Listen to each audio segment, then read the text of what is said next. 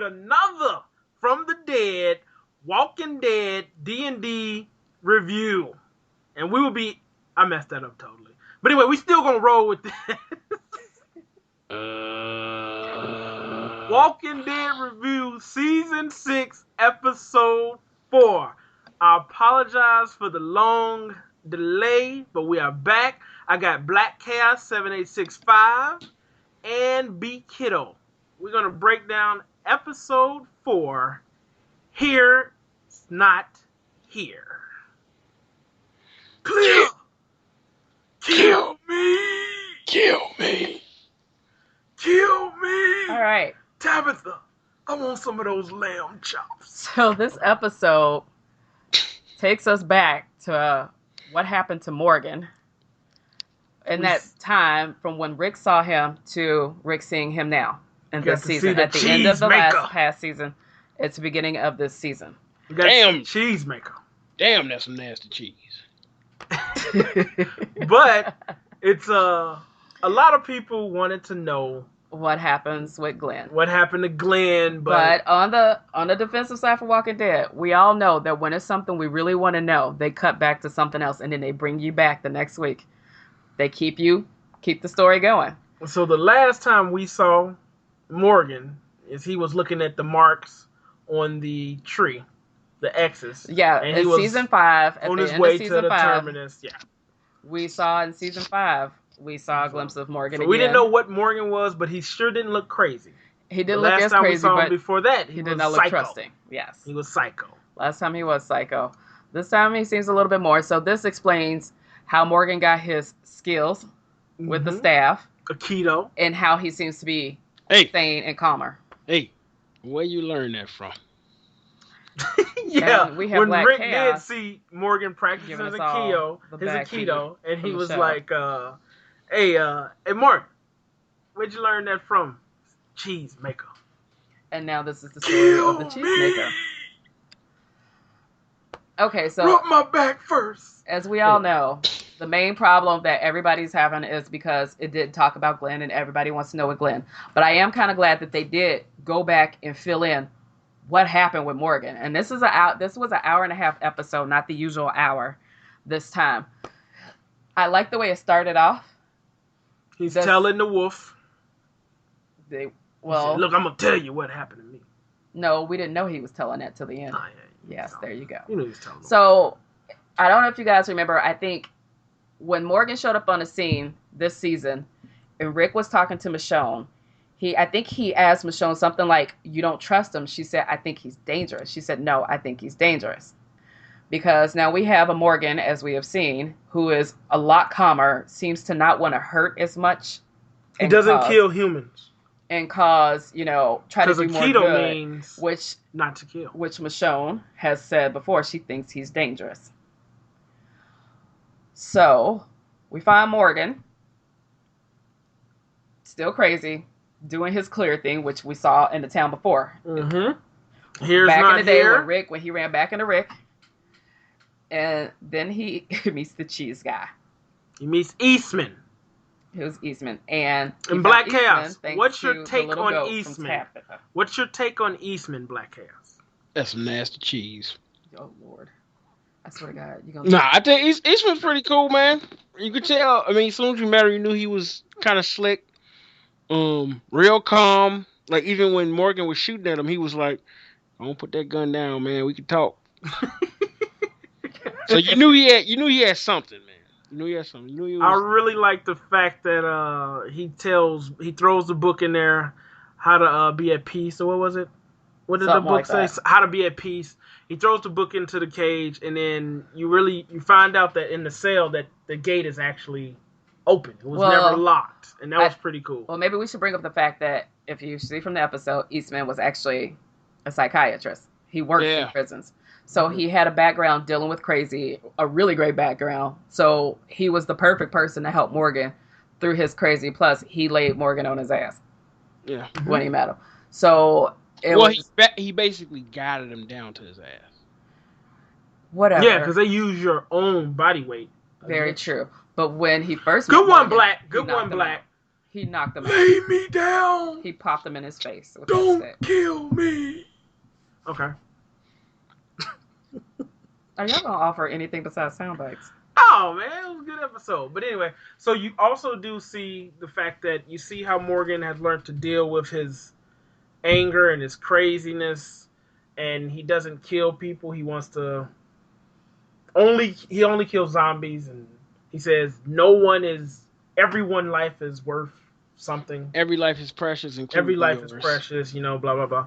I did love the fact that it did show that even though that guy, before he went into this whole sanctuary and peaceful thing, he did have that episode with the guy that killed his family. You know what I also did like which was too? pretty interesting. That for once, this is the only story that I think we've seen where something happened to somebody before the outbreak got serious. So the thing that happened with his family is something that I don't think we've met anybody who something hasn't happened to them during this outbreak with all the zombies. This actually happened to him beforehand, and then afterwards, and then things started going bad. Is when things started going crazy. So for once, we actually have somebody who was just a regular person living a life, getting regular revenge on somebody who did something terrible. So progress it on into the future after he teaches Morgan how to fight, and he says they're going to get supplies. So Morgan remembers he has a tarp and stuff. So he goes to get supplies, and Morgan has his little flashback, and he sees the guy that he killed. It goes crazy, and Eastman gets bit in the back, and Morgan never apologizes, but he said Morgan said it wasn't me. for you. It wasn't for him to do. Whatever. But anyway, so Eastman eventually is going to die, but he has passed on to Morgan this ability to be calm and not go crazy. To try to find another way. Yeah. To find another way, which was completely the opposite of what Morgan was doing. So now we doing. see how Morgan changed from the crazy psychopath to the peaceful stick-slinging stud, whatever. So how do y'all think that this is going to progress now? Like, since I said, Michonne said that she thought, Rick was like, you don't trust him. She's like, I think he's dangerous. So now the fact that you remember that she said that, and the fact that you see what Morgan at the end, who he was telling this story to. You see who he's talking to, and he's trying to give back what he got. How it may possibly ruin them. And we also saw at the end of the last episode where this has come back to bite them in the ass, because the people who surrounded Rick and tried to shake Rick down, Morgan let him go, were the same ones that Morgan let leave. The fact that they came to Alexandria, Morgan had a chance to kill him. Morgan let him go. Yep. So round one. All this is going to happen for a reason. I believe, and you guys, I'm going to have your take on this too. Is this the type of world where you can trust people and people can change? Or do you stick with your regular crew and everybody else, unless they're with your regular crew as of now, everybody else can die in order for your regular crew to live? And that's what I think Carol is doing. Carol and Rick believe that if you're not with us, you're against us, you can die. It's all about the initial crew surviving. So I kill whoever to keep on surviving. But I think that, it's they tried to trust it before. And I think they tried that to jail. And I mean, the difference is you almost saw Michonne going completely the opposite of what she was before. When it came to Alexandria, you could see everybody was tired of traveling around. You're just tired of constantly fighting. And it looked like for once, but then too, you also came into a group of people who had no idea. And it's really hard to try to help people who think their life is perfect and don't know what it's really like. So I think the mix of what Morgan's going to bring into this, as bad as it was to have people who just were too scared to fight, like the one guy from last episode that died. I mean, you start to get the sense like you feel bad because you want them to have a place to stay for once and maybe see how a community besides the prison, like a real community, can kind of thrive in the challenges they go through. But it looks like, I'm thinking, here's another destructive situation. Okay, agree with you on that. Black, what do you think, man? Is this going to turn out good? Morgan trying to convince this guy and teach him Aikido and teach him how to love and take care of lambs? No, that ain't is this going to be good for this little wolf? No.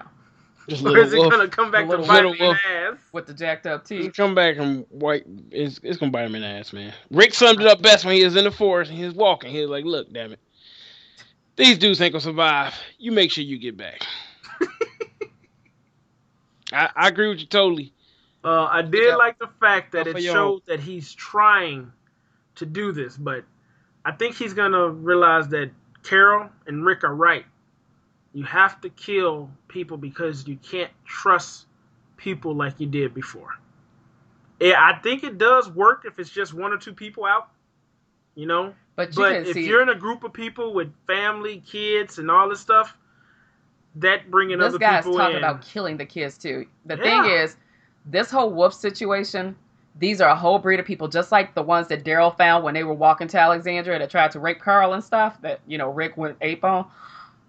These people are set in their ways. They have this mindset. That group of wolves are brainwashed. Yeah, they're being made.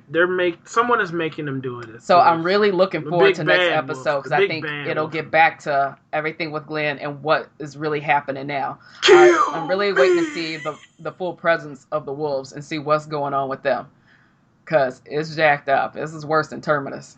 Terminus was jacked up, but leader of the wolves is the governor. the governor's dead. Let that go. Okay. If the governor comes back, I'm done watching the show. I'm gonna tell you that. But anyway, I'm gonna go around one time. Funniest part of the episode, if you guys remember one. There was any funny parts of the episode? We used to do this in the Walking Dead discussions. I'm trying to think. So what no. was so funny about None was this really episode? funny. Okay, not to be sadistic or nothing. Poor Tabitha got it anyway. I'm sorry. It wasn't funny, but it was like, damn. My really? girlfriend, of course, will bring up the saddest part of the episode. It was kind of sad, but it wasn't totally sad. He To left the her damn door is the open. funniest part. He left the door I guess open. that's why she's my girlfriend. Well, I learned it from you. Funniest part of the episode to me was when he told him that the gate was open all this time. I thought that was pretty funny. I figured that part. What about you, Black? When Morgan was walking out and he was pretending like he was gonna leave, And then he decided to try to whoop Eastman's ass, and then Eastman whooped his ass, and he said, "Okay, well, since I was gonna leave and I came back and got my ass beat, I guess you can kill me." All right. And That was then probably the funniest part. Everybody wants to know. I'm gonna go around and ask, Glenn, alive or dead? Be kiddo. That's a hard one. You gotta pick one. I'm staying neutral. I don't know. I know you don't roll You your gotta eyes at pick me. one, alive or dead. For some reason, I think Glenn is alive. Oh God. Black Walking Chaos. dead or alive, I don't know. Alive. Oh my God, you guys. Hey, this isn't the If he's alive, do you know how horrible this show becomes? or how genius this show is. I'm saying Glenn is dead. There's no way he can survive that. If he can survive that, The Walking Dead is no more. Because you can survive anything. Well, let's also remember, The Walking Dead has amazing writers, and they can turn some stuff Glenn out. is not alive. If Glenn is alive, it would be horrible for this show. Well, I guess we'll see on Sunday. Because now, you can survive the worst zombie attack ever. No, it'll just be tripped out to see how they make it happen. That's what I want to see. The challenge is, if Glenn is alive, how the hell did they make that happen? He's not alive. And make it where it's realistic enough for you to believe it. In my opinion, the way they laid it out, they still waiting to hear from Glenn and anything. He has to be alive. And don't forget, y'all, Rick. What? What's going on with Rick? That end of that episode. Oh, yeah. Last week's They kill Rick. Main character. I need to see how too all much of this of a main ends. character. Rick is gonna. Yeah, survive. but I need to see. I'm not thinking that he's dead, but I need to see. Oh yeah, we want to see how how he's gonna get out of that situation. All of that situation. Rick is due for 2 more gangster speeches where he's holding the gun sideways talking. He's due for 2 more. Don't forget, you got to tilt your head Yeah. and look real. But anyway, crazy. man, thank you guys for tuning in. We will be discussing the next episode, which is going to be called Now. So anyway, thanks, B Kiddo. Thanks, Black Chaos. Walking Dead discussion done. Until the next one. Peace. Peace, love, and hair grease.